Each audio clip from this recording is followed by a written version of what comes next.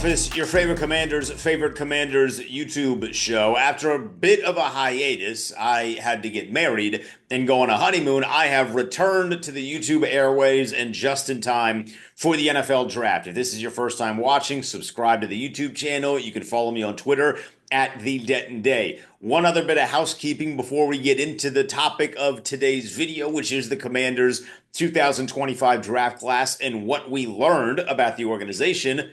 This is a Nationals jersey. I am not wearing Philadelphia Eagles green. It is a Washington Nationals jersey as a part of a giveaway, and I just happen to be a Slytherin. Now, that's out of the way. Let's get down to what this video is going to be about, which is the 2025 draft class for the Washington Commanders and what we as fans learned about the Commanders, their organization, and how they see 2025 potentially going based off of their draft class. So if you were maybe not paying attention this weekend, Washington had 5 picks. They took Josh Connolly, offensive tackle out of Oregon. They took Trey Amos in the second round, a defensive back, cornerback out of Ole Miss. They took Jalen Lane, who's a wide receiver and potential punt returner, out of Virginia Tech. They took Kane Medrano, a linebacker out of UCLA, and they took a running back in the 7th round, Ja'Cory Crooksy-Merritt, a guy that played at Arizona in 2023, did not play in 2024 due to eligibility issues because, yeah, somehow the NCAA is still doing that. So here are 3 things that I learned. If I miss anything on this list, there's only 3. If I miss anything, let me know in the comments or tweet me at the Denton Day. So, what we learned. The first thing, and maybe the most important thing, the front office is comfortable at their front 4. I, like many of you, wanted and thought that Washington was going to draft an edge. I just listed the 5 guys that they drafted. None of those dudes play edge. I think they need an upgrade. What they told us this weekend is that they are comfortable with the decisions they made in free agency to not go after an edge in this year's draft class. If you look at the draft class from a broad perspective, edge was one of the deepest positions in this year's class. You had the one really awesome guy with Abdul Carter, and then you had about anywhere in the neighborhood to probably 8 to 12 dudes that you could realistically draft at any point in the NFL draft and say this dude could be starting week 1. The Commanders went and got 0 of them. They didn't trade back. They didn't make any adjustments on draft day. I thought for sure that Adam Peters was going to end up trading back, potentially even out of 29 overall to bolster the picks and then ultimately end up getting an edge. And they did not. Now, personally, I don't really agree with this. I'm in the mode where I'm trusting Adam Peters, certainly, but I definitely think they need to get better on defense. I don't think they are good enough to compete to win a championship because that is what this is about.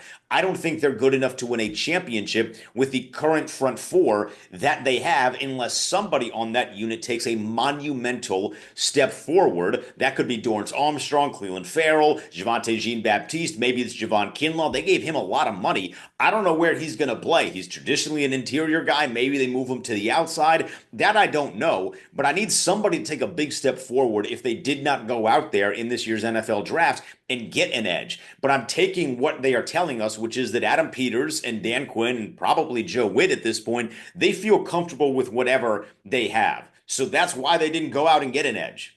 We'll see if that ends up coming into if that ends up being a smart decision. Hindsight is certainly 2020 in that regard, but I definitely thought I would have put all the money in the world that they were going to end up walking away from the 2025 with an edge guy, the 2025 NFL draft with an edge guy, and they didn't. Stunning, but that tells me that they are comfortable with what they have with their current front 4 and their collection of defensive line guys in that room. Number 2, what we learned from the 2025 Commanders NFL draft. They think that the run game and the issues in the run game was much more offensive line than it was running back. In the beginning of the offseason, there was a little bit of a rumor, and you didn't have to look too far to figure this out, but we heard a little bit of a rumor that we should not be surprised if entering 2025, Brian Robinson is not the primary running back on this offense. So when you hear a rumor like that, and then you see an NFL draft coming up where running back, maybe not as deep as the edge class, but when the running back class is a deep class, and then they wait all the way to the 7th round to get a running back, and they end up selecting a running back that really didn't play in 2024, That tells me that they feel confident with what they're doing at running back. And then on top of that, they use the 29th overall pick to take an offensive tackle out of Oregon to bolster the offensive line. Now, part of that is because they want to keep Jaden Daniels upright and protected. He is the savior of the franchise. He is the most valuable asset this franchise has had in decades, plural. So I understand wanting to protect him, but on top of that, they're telling us that they need to get better on the offensive line to get better in the run game as well. So I am curious to see how that is going to transition into 2025 with Brian Robinson in particular. I was disappointed with the season that he had in 2024. You have this guy in the backfield in Jaden Daniels that should make your life significantly easier as a running back, like easy to the point where 1,000 yards should be eclipsed maybe by week 13 or 14, and it just didn't end up happening. It felt like Brian Robinson towards the end of the season. I don't know if it was the yips. I don't know if it was something where the holes just weren't where they were supposed to be and it was offensive line, but whatever the reason was, he was not getting the yards and not getting the production that was expected of him. And based off of what we have seen in the 2025 NFL draft for Washington, they seem to view that as more of an offensive line thing than it was a Brian Robinson thing. And now you're sitting here, by the way. I'm taping this on the Sunday after the NFL draft. The offensive line group looks like it's pretty deep.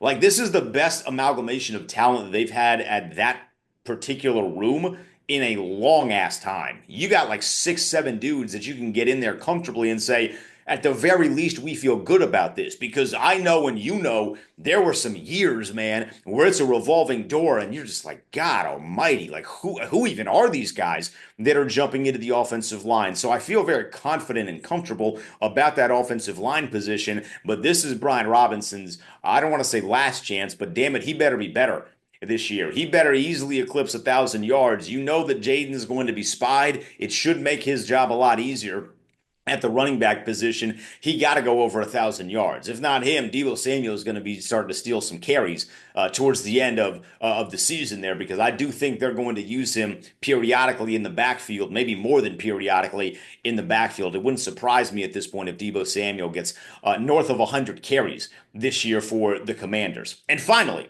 point number three, the final thing that I learned from the 2025 draft for the Commanders, they want to be fast.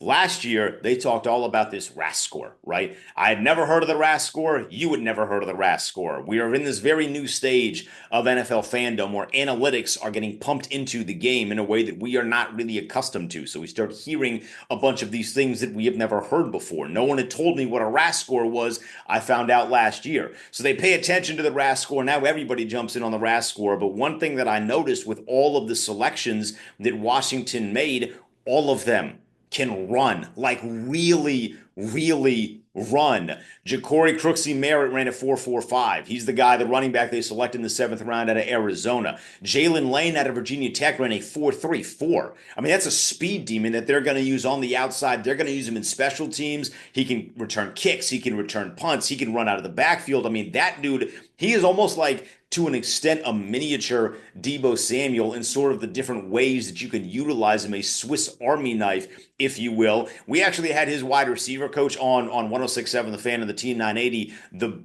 really couple hours after he got drafted. You can go check that out on the podcast. But he praised who he was as a kid, and he praised all of the different ways that you can utilize him in the game, not on offense, in the game. So getting a young dude that you think can go return punts, I think is crucial. But again, he ran a 4.34. Trey Amos ran a 4.43. Kane Moderno ran a 4.47. Even Josh Connerly, the offensive tackle, he ran a 5.05. That number, it maybe is not as appealing to you as like a 4.34, but when an offensive lineman is running a 5.05, that dude can get out there and move. He can get to the second level when he needs to get to the second level. They are prioritizing speed on this roster, and that excites me because I want this team to play fast. You have a quarterback on offense that can get to the second level in the blink of an eye. I love that they are trying to get fast dudes on this roster so they can just run track meets and run circles around the opposition and the defense. Life is a lot easier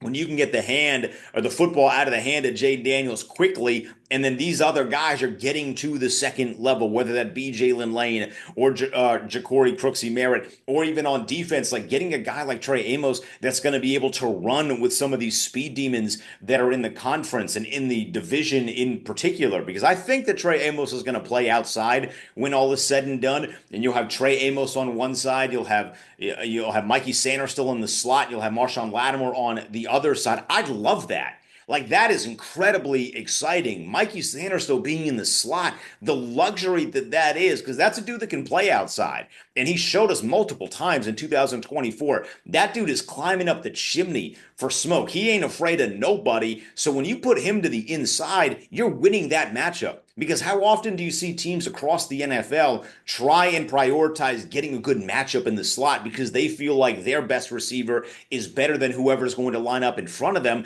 Well, when you have a guy like Mikey who was able to line up in front of anybody on the outside, he took on A.J. Brown, Mike Evans at times, like you name it. All the great receivers that Washington played, he matched up with ease, not with ease, but you get what I'm saying. He matched up with, and there wasn't an issue at all. You put him into the slot, that's an incredible luxury to have as a defense. And all of a sudden, that back end, I feel significantly more comfortable assuming that Trey Amos becomes what they want him to become. Those are the three things that I learned. I'd love to hear yours. Hit me down below in the comments on the YouTube or tweet me at the Denton Day. I appreciate you coming into my office. Now, respectfully, get out.